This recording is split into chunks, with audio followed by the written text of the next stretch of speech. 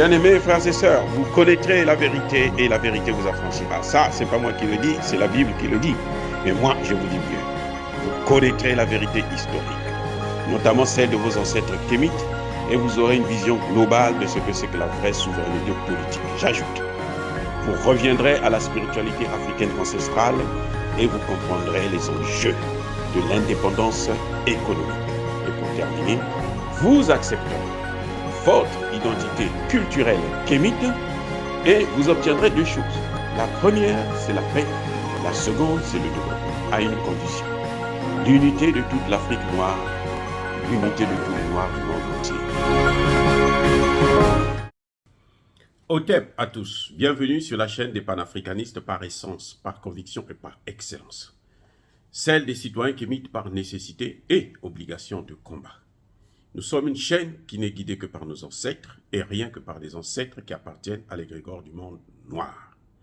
Par conséquent, nous ne croyons en aucun Dieu venu de l'étranger.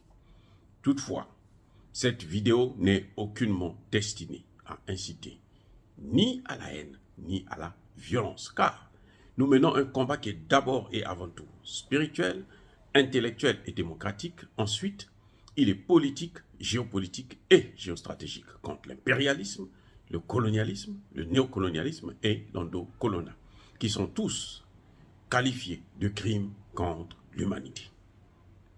Nous menons ce combat sur la base du principe fondamental que nous avons hérité de nos ancêtres kémites, qui est celui de la Mahat, c'est-à-dire solidarité, vérité et justice. Vous êtes donc en droit de connaître la vérité et nous avons l'obligation de vous dire la vérité, rien que la vérité, afin que justice soit rendue au continent africain. Et ça, c'est notre modeste contribution dans cette noble lutte en faveur de la souveraineté, la dignité, la solidarité et l'unité africaine. Ça, c'est ce que nous appelons le panafricanisme. Bien-aimés frères et sœurs, les choses se précisent.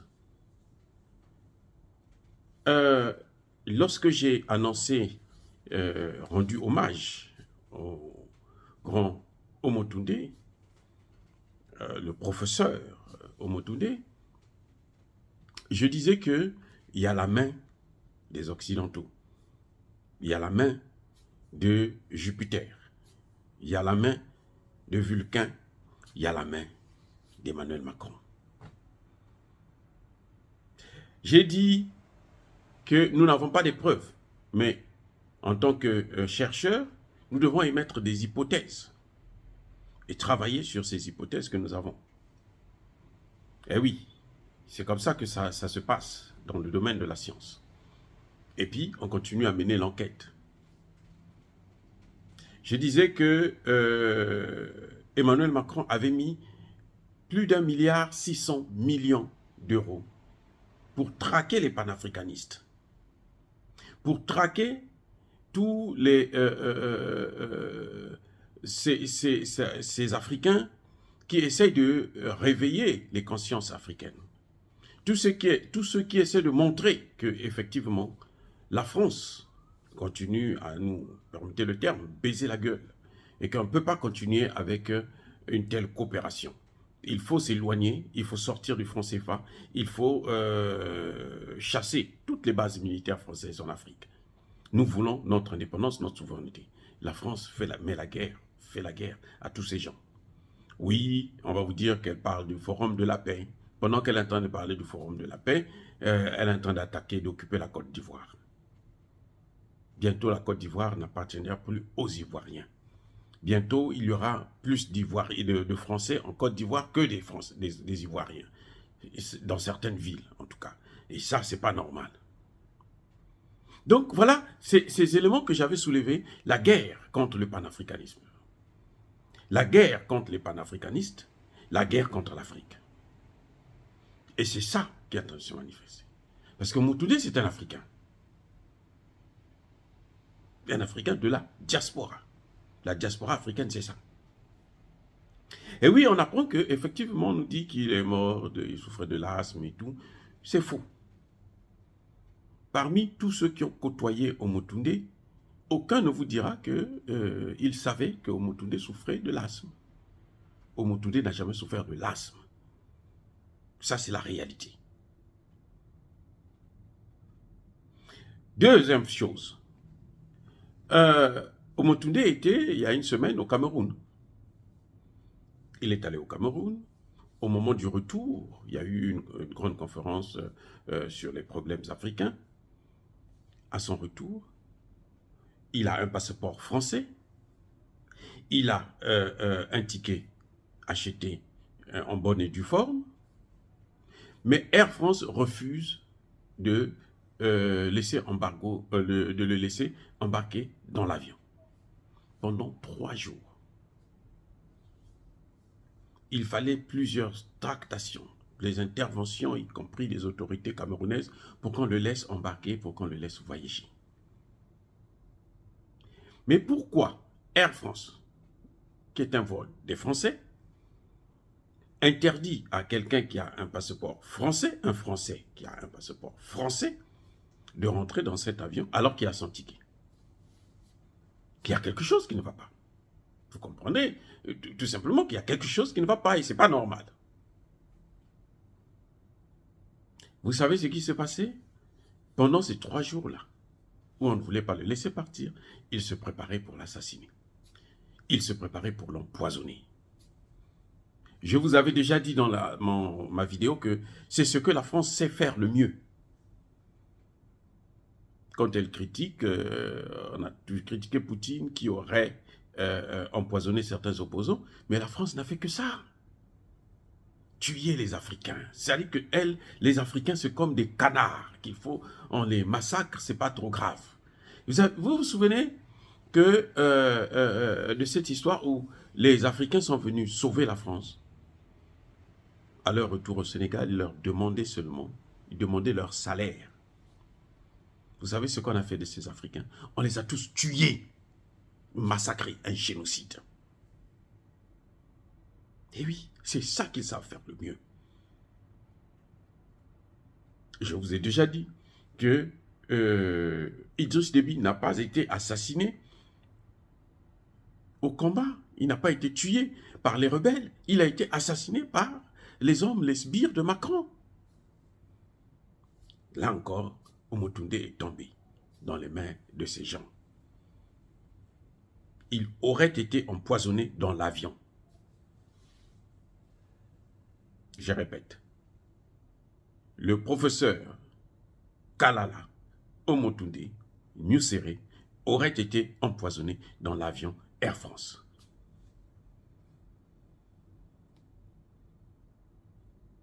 C'est ça le problème. Parce que tous ceux qui l'ont vu avant ça, au Cameroun, il a travaillé avec, il a eu des rencontres, des réunions et autres avec plusieurs personnalités camerounaises. Il ne présentait aucun signe de maladie. Il était le même que vous avez l'habitude de voir sur les chaînes de télévision, parler avec force, avec maîtrise des dossiers. Et là, il y a eu cet incident où Air France ne voulait pas le laisser partir. Et finalement, quand on l'a laissé partir, c'était parce qu'ils avaient déjà préparé, on l'avait déjà mis sur le plancher des vaches. Il fallait l'éliminer. Et il a été empoisonné. Voilà les éléments que nous tenons de cette histoire. Mais non, qu'est-ce que ça apporte à la France de tuer un panafricaniste, de tuer un homme qui travaille pour l'évolution, la prise de conscience du peuple africain? Eh bien, comme disait Toussaint Louverture, on a coupé le tronc, mais les racines restent encore. Et elles sont profondément attachées à la terre et qu'elles vont repousser. Moi, j'ai dit dans ma précédente vidéo, mais d'autres Motunde sont déjà nés. C'est-à-dire que avant même que lui-même, il ne transite pour aller vers nos ancêtres, eh bien, il y en a qui étaient déjà nés. C'est comme On avait traité Cheikh Anta Diop de fou. Mais au Toundé, c'était un disciple de Cheikh Anta Diop. Oui, et pourtant, on a dit, Cheikh Anta Diop, c'est un fou, c'est un malade. Cheikh Anta Diop, il faut l'éliminer. On l'a éliminé. Mais en tuant Cheikh Anta Diop, on n'a pas tué l'espoir de l'Afrique. On n'a pas tué l'Afrique. Parce que cette Afrique-là, on ne peut pas la tuer. On ne peut pas. Au contraire, on en a fait un héros. Oui, il y en a qui diront qu'il vaut mieux être un héros vivant qu'être un héros mort. Mais en fait, c'est un héros. Parce que le plus important, là, c'est la connaissance qu'il a léguée.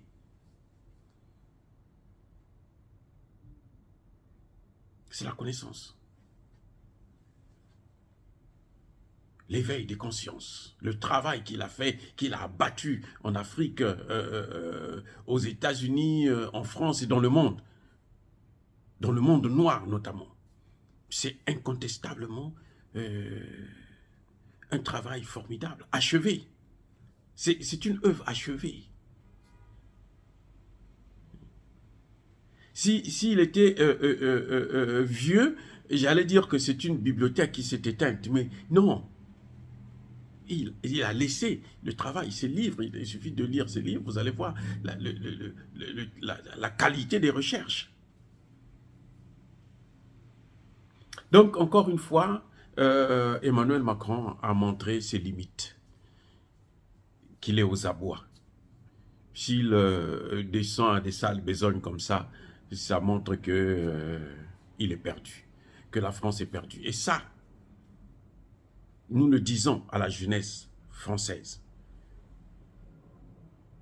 que ce comportement fera en sorte qu'il y aura une rupture totale, que la diplomatie ne pourra pas colmater les brèches entre l'Afrique et la France.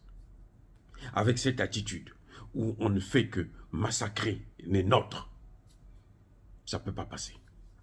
Il y aura un temps où la jeunesse française n'aura plus accès à l'Afrique. Et ça, ce sera sans pitié et sans remords. Ça arrivera. Parce que vous ne pouvez pas massacrer autant de personnes, autant de leaders. On a massacré Thomas Sankara, on a massacré, comment dire, on a tué Patrice Lumumba. C'est que les Ouniobe et autres sont passés par là. Les mêmes techniques, empoisonnement, les mêmes techniques. Et on nous dit que la jeunesse française n'a pas de responsabilité, le peuple français n'est pas responsable. Non, la rupture, là, elle arrivera à cause de ces massacres. Et les plus dangereux seront ces Français-là qui gardent le silence. Pendant que nous pleurons les nôtres, eux, ils gardent le silence. Ils jouissent le moment venu où ça va s'arrêter. Parce que ce combat, nous l'avons gagné d'avance. Nous l'avons déjà gagné. Ce que nous sommes en train de faire aujourd'hui, ce n'est que l'accomplissement de ce qui a déjà été fait dans le monde invisible. L'ère du Verseau, ce n'est pas l'ère du poisson. Cette ère-là, l'Afrique ne sera plus l'esclave, ne sera plus la colonie des Occidentaux. Que ce soit clair. Ah, comme d'habitude, avant de terminer, soyez bénis, je persiste et je signe, par le Dieu des Kémites. Et que tous ceux qui persécutent le continent africain, les Africains et notamment les panafricanistes, tous ceux qui pillent et déstabilisent nos pays, puissent être foudroyés, puissent être écrasés, puissent être punis, puissent être maudits par le Dieu des Kémites et par nos ancêtres angélisés. J'ai dit et j'assume.